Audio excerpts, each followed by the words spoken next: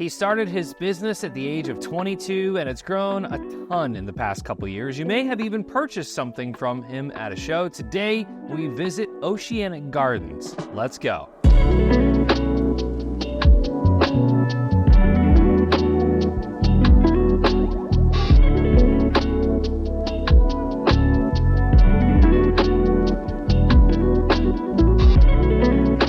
Hey Reef Builders, my name is Remy and welcome back to another video. Make sure to like, subscribe, and hit that bell notification so you know whenever we post new videos. I know we'll have a pretty sweet giveaway at 120,000 subscribers and we're so close. So if you could help us, that would be awesome. We've got a lot of up and coming young talent in the hobby, but today we're going to appreciate the grit and the drive that Gabe has put into his business. No matter where you are in your journey, you gotta start somewhere. And I think he's doing a great job. Let's head to the middle of nowhere, Illinois, to visit Oceanic Gardens. Gabe, what's up, man? What's up, guys? Welcome to the farm.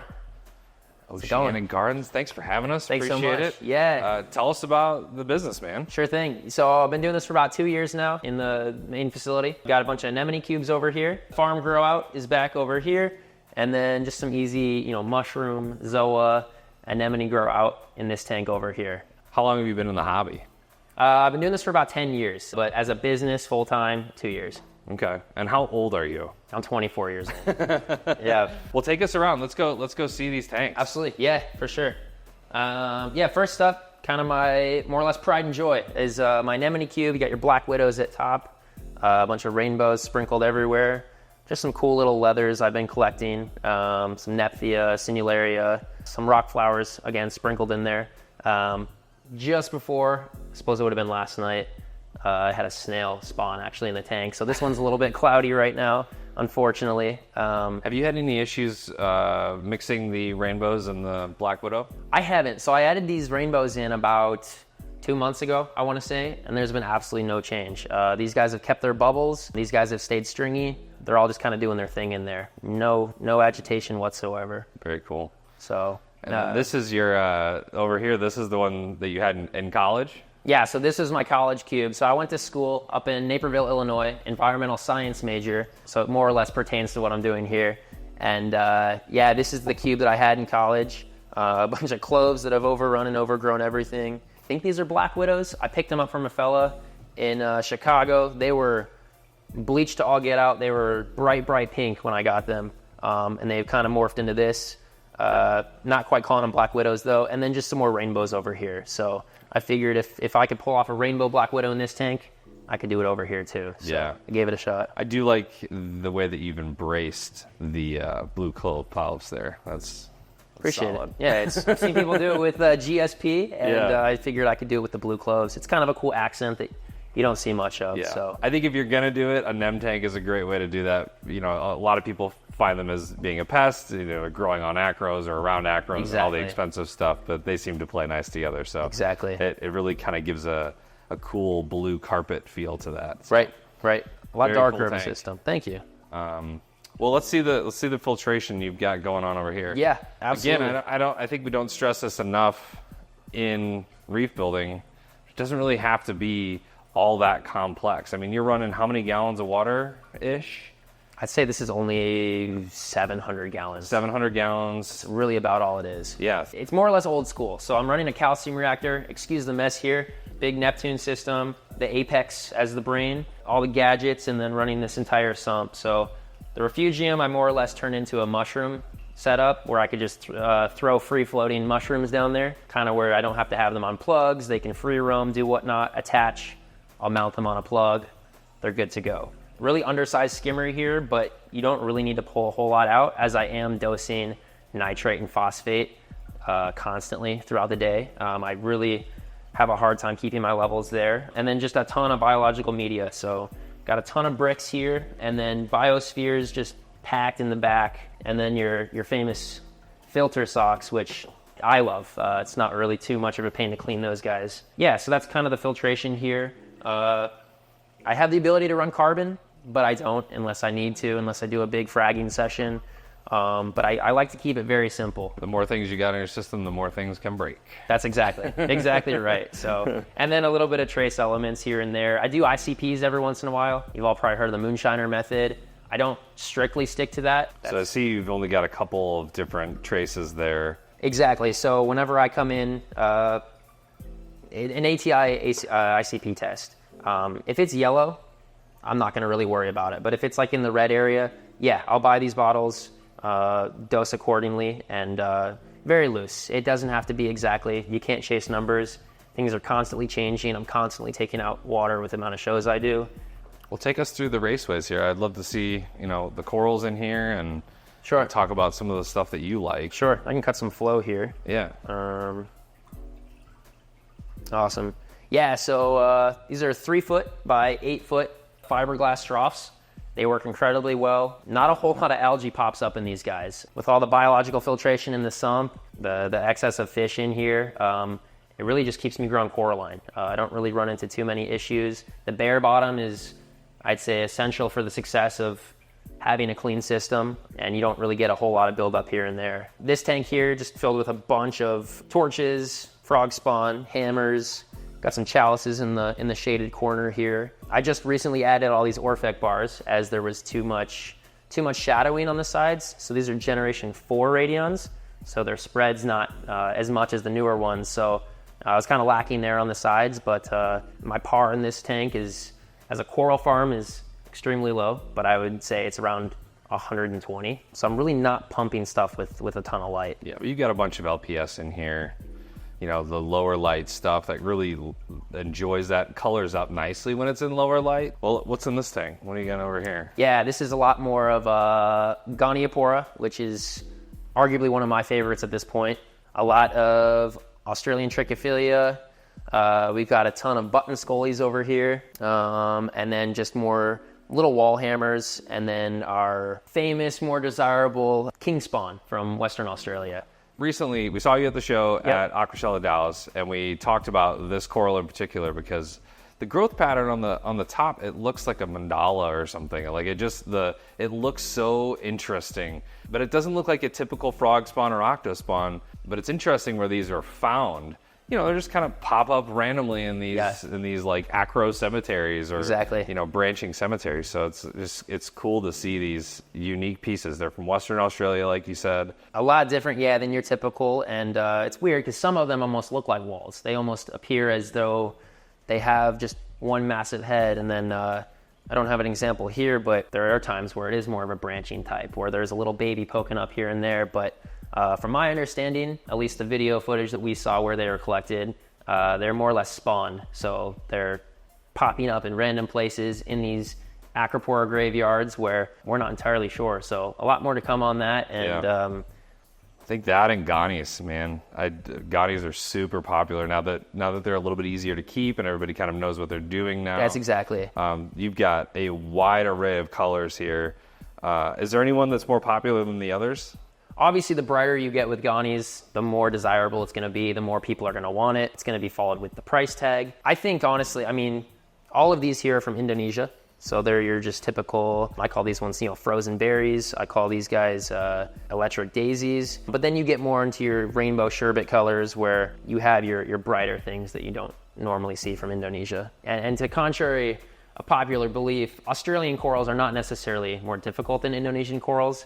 I know that's a huge stigma that a lot of people put on things. It's all coral, so it's not too bad. All right, let's go to the next one. Looks like you got a lot of micromusa in here. A lot, yeah, definitely a lot. So all this came from a store that they were kind of getting out of the industry, and I came by and I swooped up all their aquacultured pieces of micromusa. That being said, it will retain its color. So the time that I've had it, these have all stayed tried and true to their color. Not a lot of morphine from what they came in as, which is great, right? You bring in a wild piece of micromusa, it's going to probably go red on you if you bought it as a rainbow. That's why it makes these guys so special. A lot of cherries in there that you don't often see, and some pretty neat colors. I really love the micromusa with the darker centers, like these guys over here. Yep. Or even these over here. I don't know. The rainbows are fine, and yes, they're super colorful if you can get them to retain that coloration.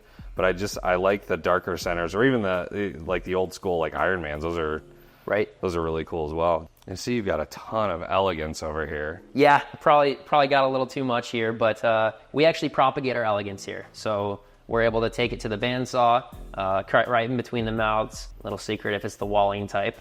Cone types doesn't work, but if it's a wall elegance, you can propagate them, sell them for a little more affordable of a frag, whereas you're not quite asking the $300 price tag for a big colony. All right, let's go to this last runway here. Cool. And this is unique because this is all the stuff from your website, correct? Exactly, yep. So everything on the website is laid out here as WYSIWYG, A through F, and then all the way down the line. This helps us find, right, it's a grid system, what you ordered. We don't get your stuff mixed up. And yeah, it's a lot just easier that way for organization. Some kind of overflow of Ghanies over here where those aren't on the website, but 200 frags doesn't go a long way when you have to space them out, every couple inches. So that's kind of interesting. But yeah, all this stuff here is available on the website. So what would be the most popular coral? You've done a bunch of shows this year. Yeah. What would be your best seller overall? And it's okay if it's GSP. Yeah. I do actually sell out of Zinnia a lot of the times, which is weird.